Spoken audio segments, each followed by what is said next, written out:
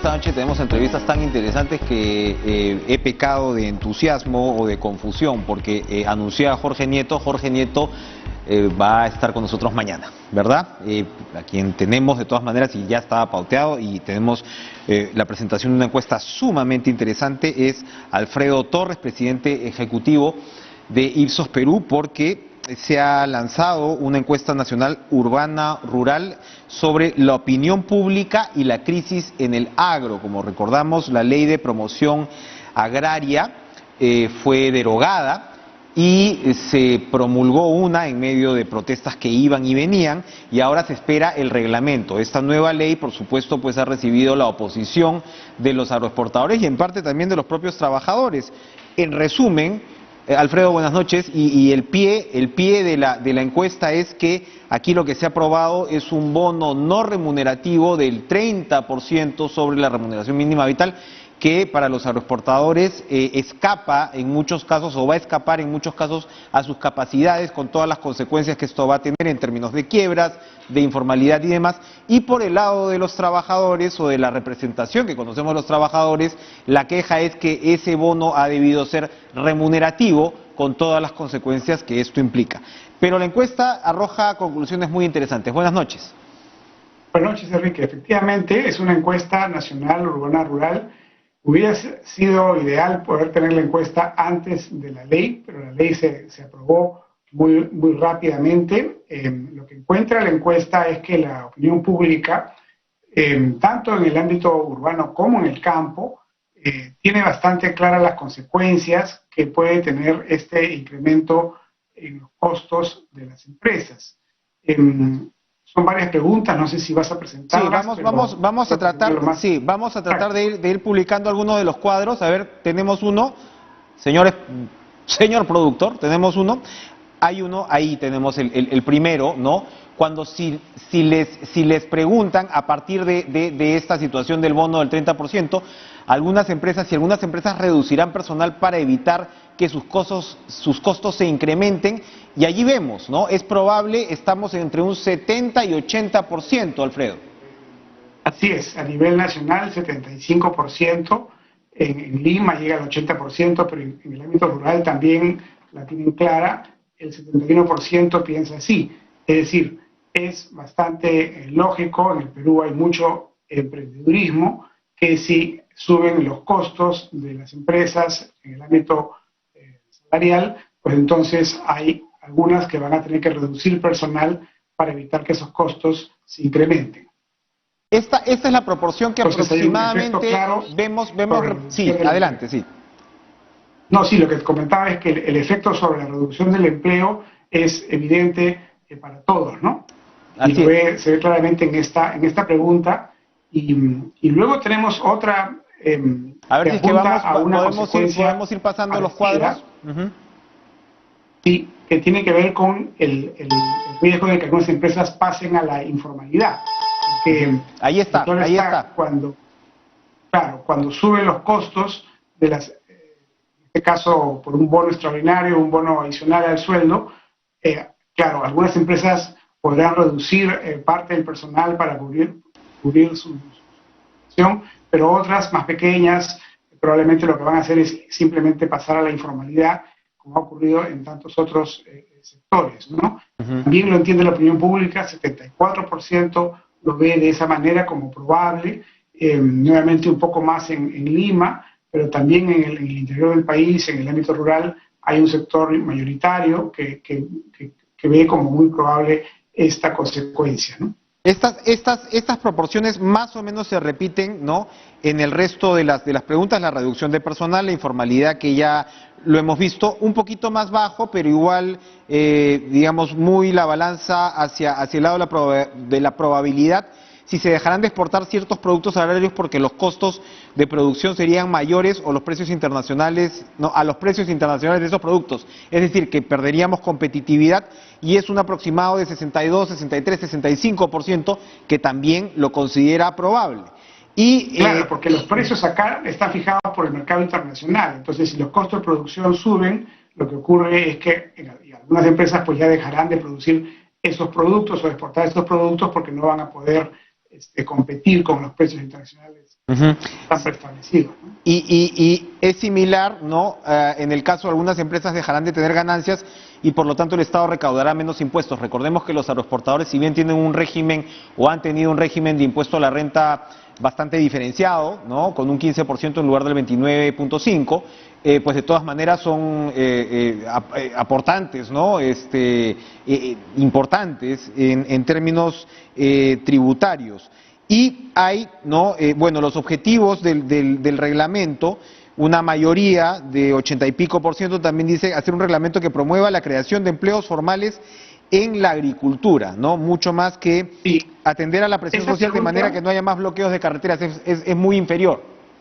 exactamente, esa pregunta me parece muy importante porque lo que pone con claridad es cuál es la prioridad de la ciudadanía frente a esta ley o algunas leyes parecidas, en este caso ya el reglamento de una ley, ¿no? A la gente le preocupa, más aún por la crisis que estamos viviendo, la creación de empleos, ¿no? Empleos formales, por supuesto, con todos los derechos. Entonces, ante la alternativa de ir por la promoción del empleo formal o de simplemente aceptar la presión social ante la amenaza de bloqueos de carreteras, que eso es lo que ocurrió cuando se dio la ley y que todavía existe, digamos, de manera latente, la gran mayoría, 85% dice, no, lo que le corresponde al gobierno es buscar pues un reglamento que ayude a la creación de empleos formales y no a la destrucción de empleos formales, que es lo que lamentablemente está generando esta bonificación que pone los costos en la agricultura por encima de otros sectores productivos. Así es. Y bueno, a mí me impresiona, te tengo que decir, el último cuadro, por el impacto que uno ve que tiene el sector agrario en el país. A ver si es que lo podemos poner, porque ese sí es mucho más diferenciado.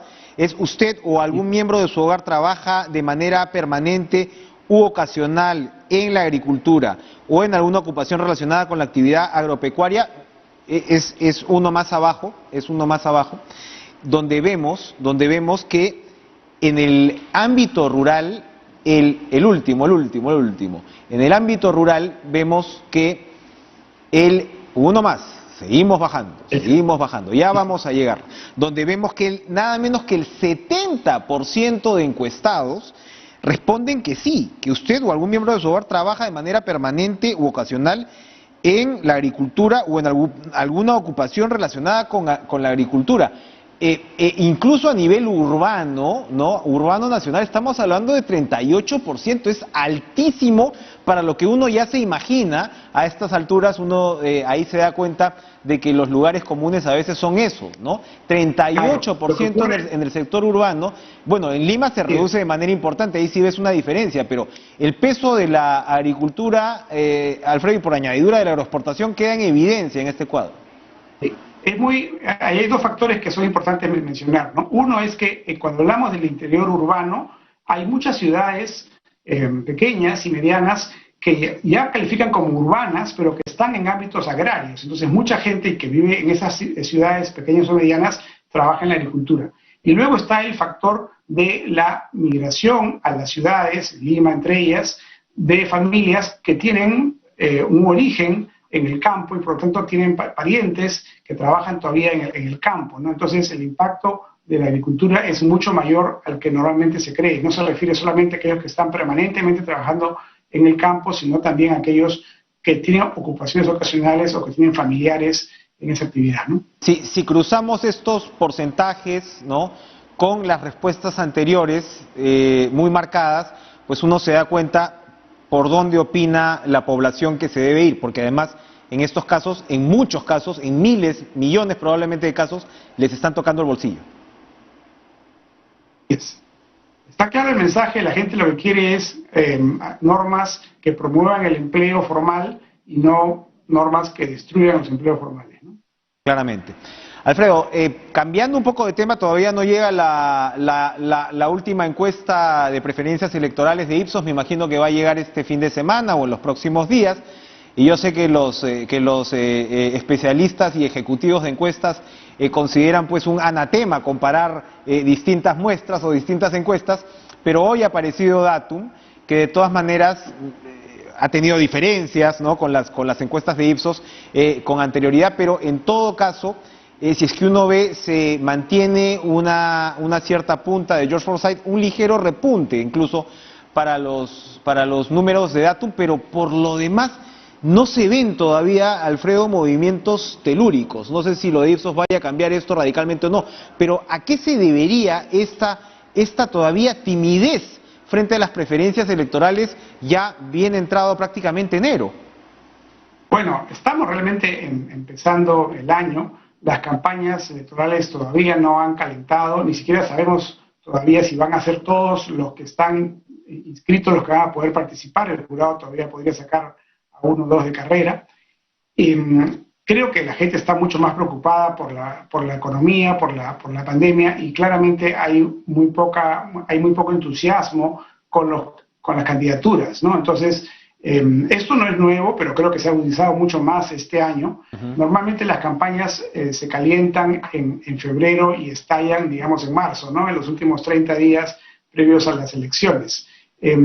Por eso todavía hay muchos indecisos, pero también por eso las encuestas de enero hay que tomarlas con cuidado, ¿no? Son relativas porque todavía hay mucha gente que ni siquiera conoce a los candidatos y menos puede tener una opinión formada sobre sus propuestas, ¿no? Ahora, claro, a Forsyth le sigue ayudando, ¿no? Al parecer, a pesar pues de las críticas a su campaña y demás, le sigue ayudando el hecho precisamente de ser muy conocido, ¿no? Así es, eso siempre ayuda, el conocimiento y la empatía, ¿no? De la persona que se siente, que tiene sensibilidad para los ciudadanos, ¿no? Que no es distante, sino que es más bien cálida. Son factores que hacen que las personas se inclinen a votar por un candidato, incluso más allá de las propuestas, porque finalmente hemos visto en el pasado también que los candidatos pueden ofrecer una cosa y después hacer otra, ¿no? Entonces, la gente termina votando más por la persona que por las propuestas en sí. Haciendo relación con la conversación anterior que tuvimos a propósito de la aparición de tu libro, donde presentas un test que complejiza en realidad la típica clasificación centro, izquierda, derecha, y la divide en tres grandes áreas, ¿no? Social, económico y político. Es decir, las posiciones políticas se han vuelto más elusivas, porque puede haber incluso combinaciones y cruces. Puede ser un liberal en economía y un conservador en términos sociales, ¿no? Y precisamente señalabas que de repente el peso de lo que podríamos calificar como conservadurismo en el Perú es un poquito más grande de lo que en algunas veces se quiere ver en medios. Y por supuesto los últimos días, ¿no? Los últimos días ha tenido un caso sumamente comentado, que es uno de los parámetros que pones en el test que pones de topes, que se llama, ¿no? Que es el de la marihuana, ¿no? A propósito del caso de Daniel Olivares. Él ha salido, el congresista, a decir que no se arrepiente. Él ha dicho pues que es consumidor de marihuana desde hace 20 años, en fin, con su familia incluso, y que bueno, que quienes lo están criticando son candidatos que están en problemas. ¿Eso puede tener un peso realmente para el electorado peruano?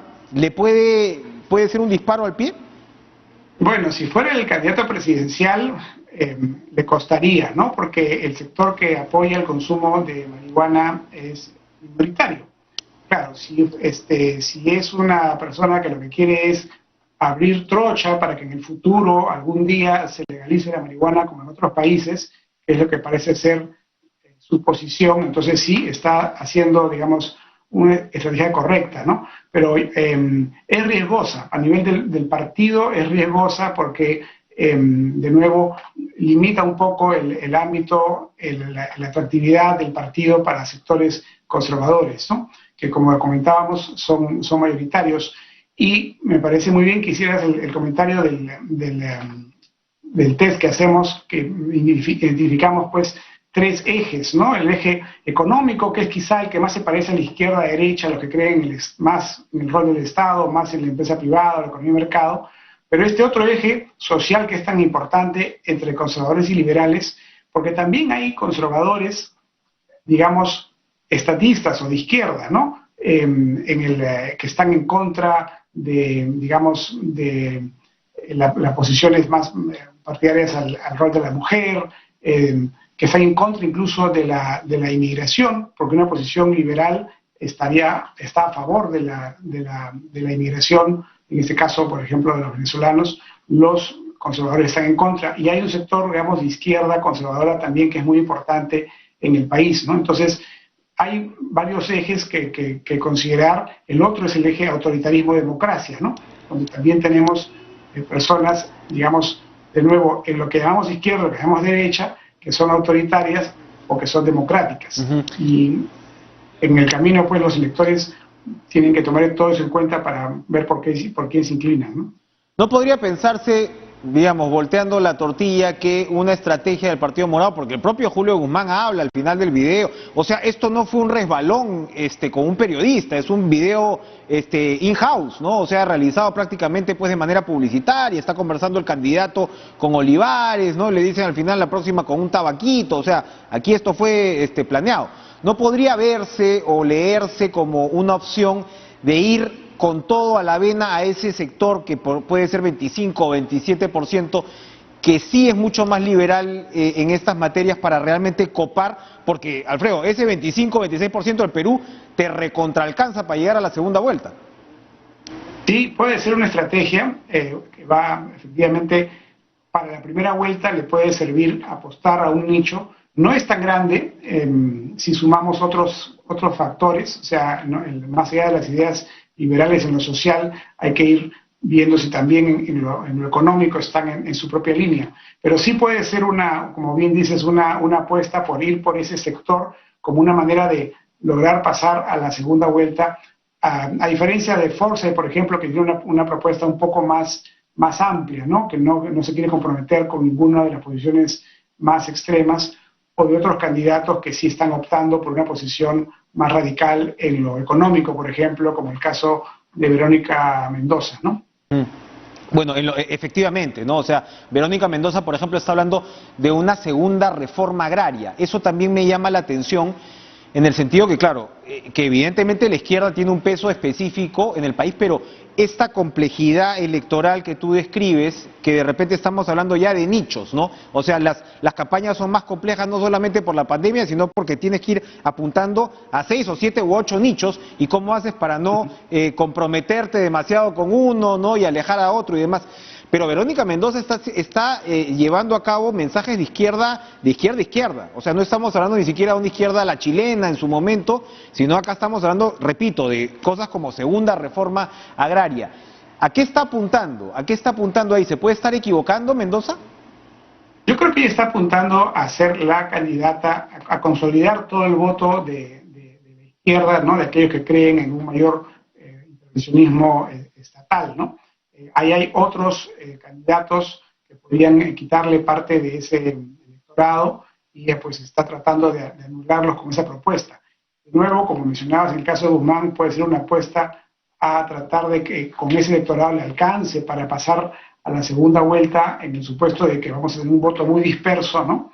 Y entonces con 18 o 20% ya uno está en la segunda vuelta, pero al mismo tiempo la va a limitar mucho en la segunda vuelta, porque quienes tienen posiciones extremas en ambos casos, ¿no? En el liberalismo para el caso de Guzmán, o en el estatismo para el caso de Mendoza, no le alcanzan para ganar en una segunda vuelta, ¿no? Ahora, para terminar, para todos los candidatos pues es un sueño, en realidad, el sueño dorado, aunque parezca pues difícil de creer a estas alturas después de este quinquenio.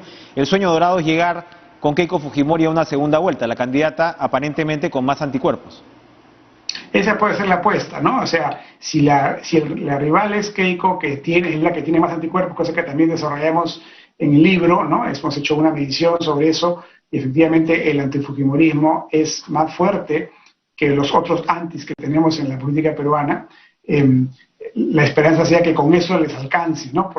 Porque siempre en la segunda vuelta terminamos escogiendo el mal menor, ¿no? O es el candidato con menos antis, ¿no? Así es, así es. Hay cosas que al parecer, incluso en circunstancias como estas, podrían no cambiar. Gracias, Alfredo Torres, por acompañarnos esta noche. Gracias a ustedes por estar con nosotros.